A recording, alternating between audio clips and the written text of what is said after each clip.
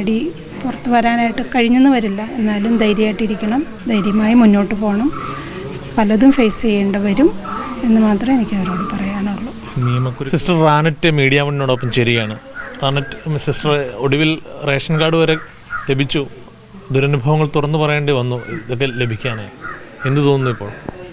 Ration card ലഭിച്ചതിൽ നമുക്ക് സന്തോഷമുണ്ട്. നമ്മുടെ അവകാശമാണല്ലോ. ഞങ്ങളത് കിട്ടാനായിട്ട് ഒത്തിരി പരിശ്രമിച്ചെങ്കിലും കിട്ടിയിരുന്നില്ല. പക്ഷേ ഇപ്പം അതിൽ സന്തോഷമുണ്ട്. മന്ത്രിയോടും സർക്കാരിനോടും നന്ദി പറയുന്നു. ഈ ഇപ്പോഴുണ്ടാകുന്ന സംഭവവികാസങ്ങളുണ്ടല്ലോ, ഈ ഓരോ ദിവസങ്ങളിൽ ഓരോരോ സ്ത്രീകൾ നേരിടുന്ന അതിക്രമങ്ങളുടെ വിവരങ്ങൾ പുറത്തു വരികയാണ്. അവരോടൊക്കെ എന്താണ് സിസ്റ്ററിന് പറയാനുള്ളത്? പറയാനുള്ളതെന്ന് വെച്ചാൽ ധൈര്യമായിട്ട് പുറത്ത് വരണം. പക്ഷെ അവരവർക്കുടേതായ സമയം എടുത്തേക്കാം. കാരണം ഞാനും അതുപോലെയാണല്ലോ പുറത്ത് വന്നത്. ചാടി പുറത്ത് വരാനായിട്ട് കഴിഞ്ഞെന്ന് വരില്ല. എന്നാലും ധൈര്യമായിട്ടിരിക്കണം, ധൈര്യമായി മുന്നോട്ട് പോകണം. പലതും ഫേസ് ചെയ്യേണ്ടി വരും എന്ന് മാത്രമേ എനിക്ക് അവരോട് പറയാനുള്ളൂ. നിയമക്കുരുക്കുകളാണല്ലോ പ്രധാനമായും സ്ത്രീകൾ മുന്നോട്ട് വരാൻ ആശങ്കപ്പെടുന്നത്.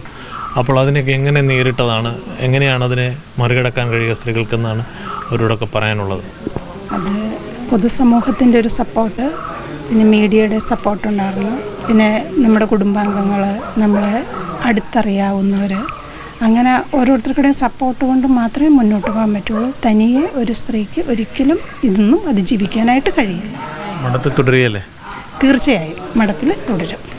എന്തായാലും അതിജീവിതകൾക്ക് കൃത്യമായ സന്ദേശമാണ് സിസ്റ്റർ റാനറ്റ് നൽകുന്നത്. സമൂഹവും അതോടൊപ്പം തന്നെ കുടുംബാംഗങ്ങളും അവരോടൊപ്പം നിൽക്കണം. എങ്കിൽ മാത്രമേ കരുത്തോടുകൂടി നിയമ നടപടിക്രമങ്ങളിലും മറ്റ് വ്യവഹാരങ്ങൾക്കും അവർക്ക് മുന്നോട്ട് പോകാൻ കഴിയുമെന്നാണ് സിസ്റ്റർ റാനറ്റ് പറയുന്നത്. ജീവനൊപ്പം ജോസി ബാബു, മീഡിയ വൺ, കോട്ടയം.